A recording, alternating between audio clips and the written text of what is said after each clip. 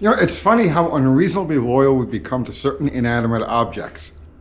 And I'm not knocking anybody because clearly I am as guilty of it as anyone. So I get it. Loyalty is loyalty. And when you have a favorite, you have something you like, it's got to be the best, right?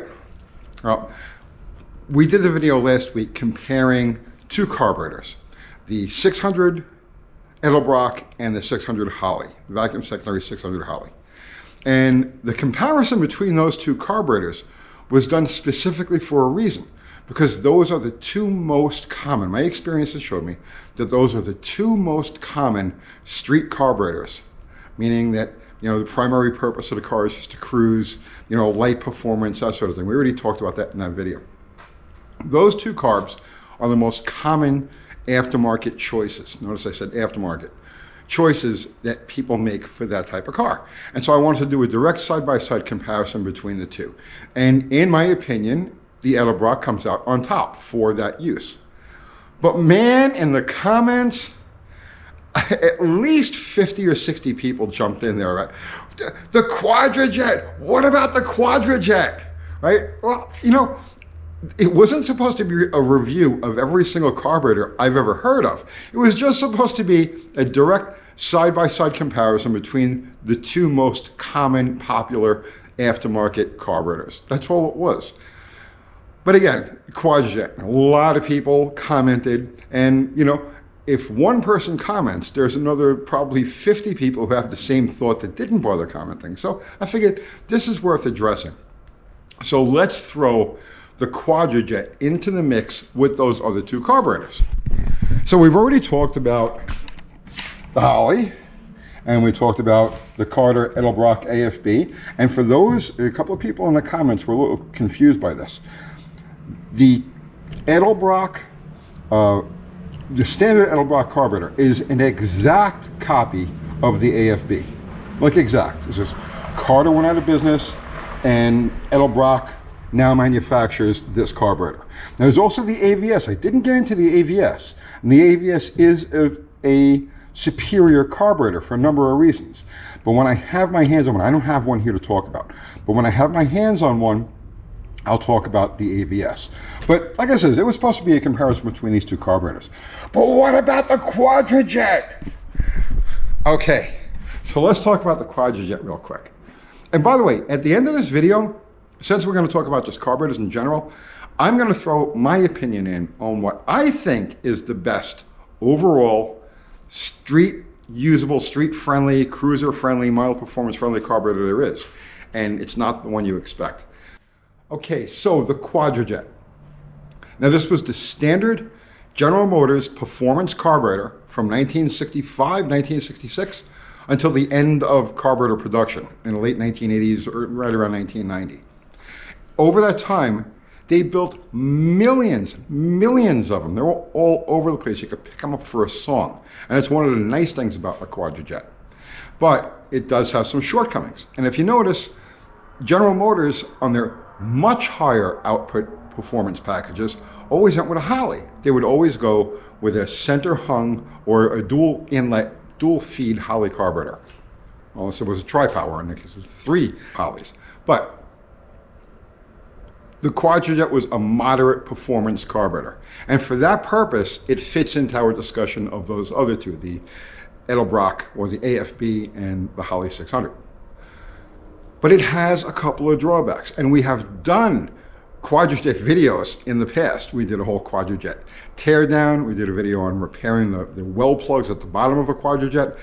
I've probably done 100 Quadrajets over the course of my life. They're that common. They're all over the place. But it has some shortcomings, and they're built into the basic design. Because when they laid out this carburetor, ultimate performance was not the goal. Efficiency was the goal, and they achieved that because it's the first mass-produced spread-bore carburetor. Now, because of the way it's designed, it has a couple of really severe shortcomings.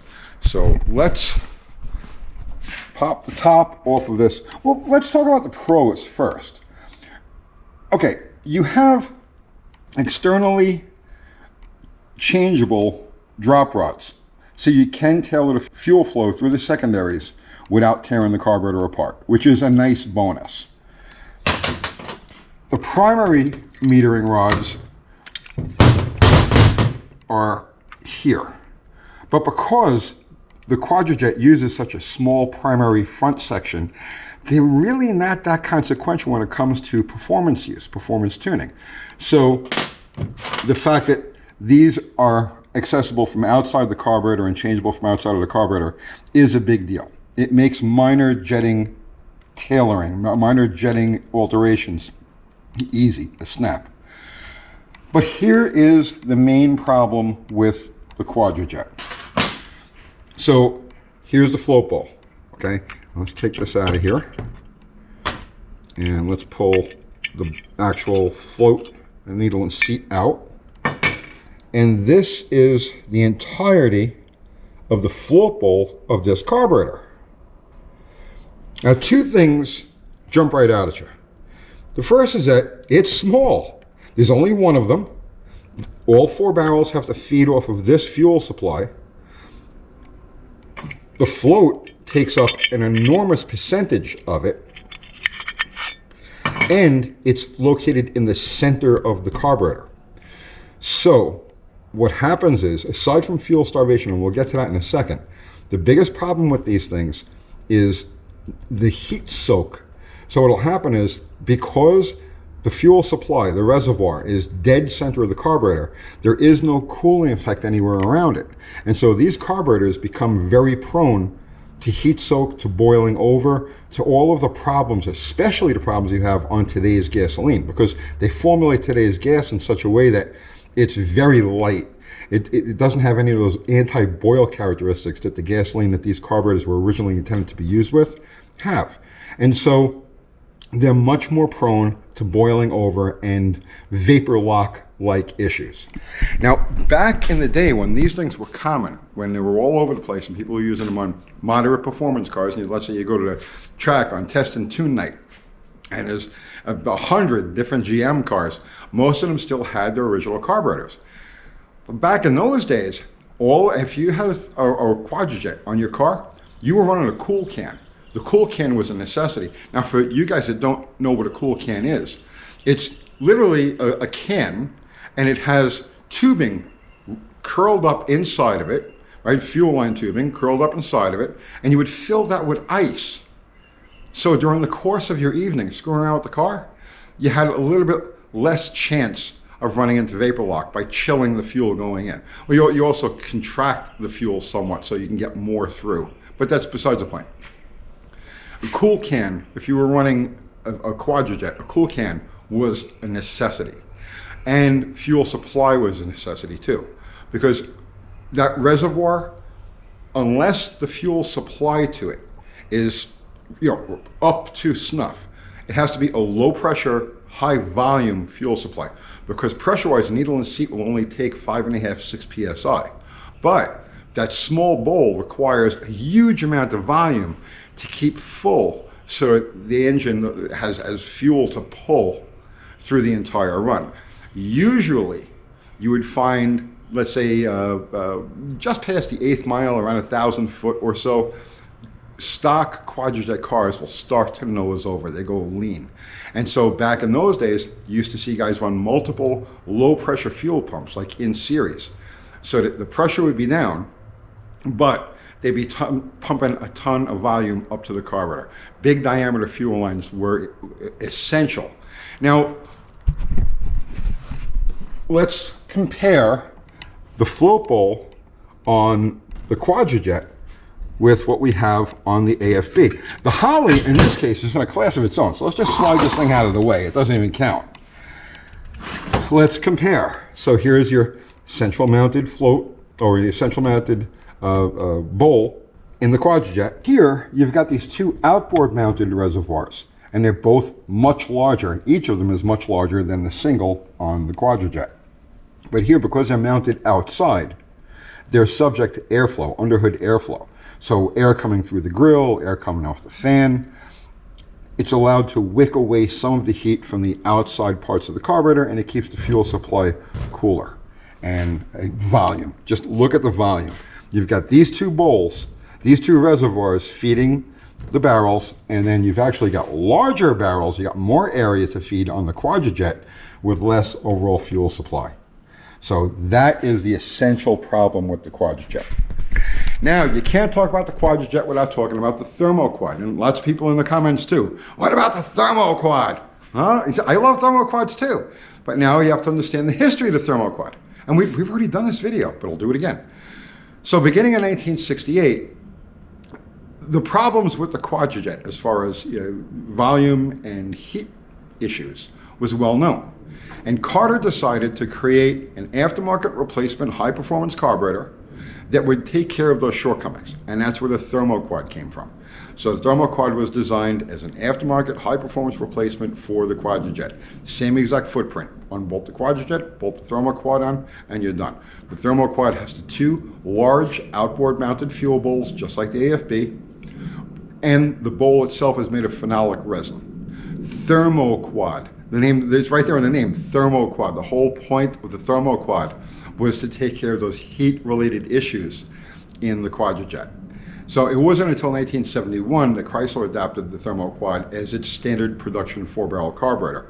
And by that point, underhood temperatures, for emissions reasons, underhood temperatures had risen significantly. So things like vapor lock, percolation, and all of that had started to become much more common.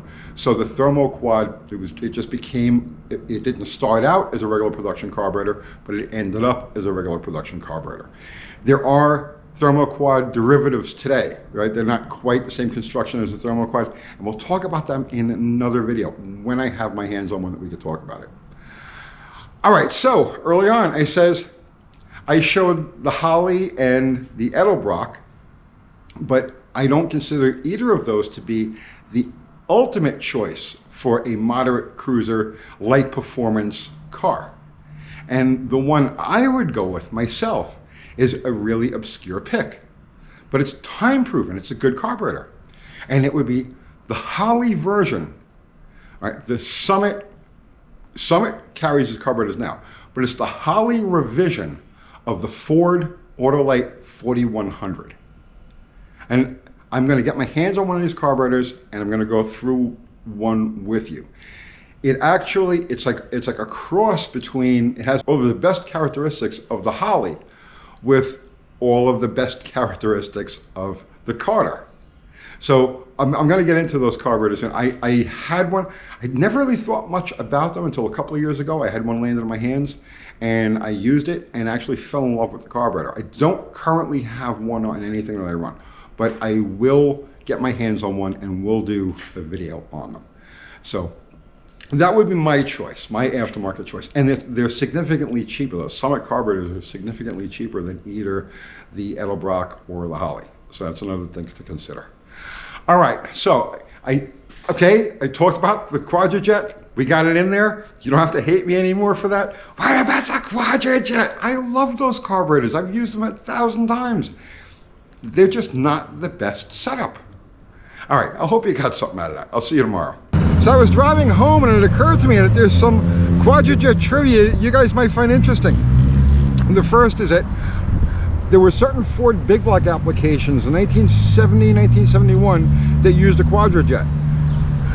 In we'll just call it the late 1970s, there was such a demand for Rochester Quadrajets that Rochester couldn't keep up, and so they licensed Carter to produce some Quadrajets.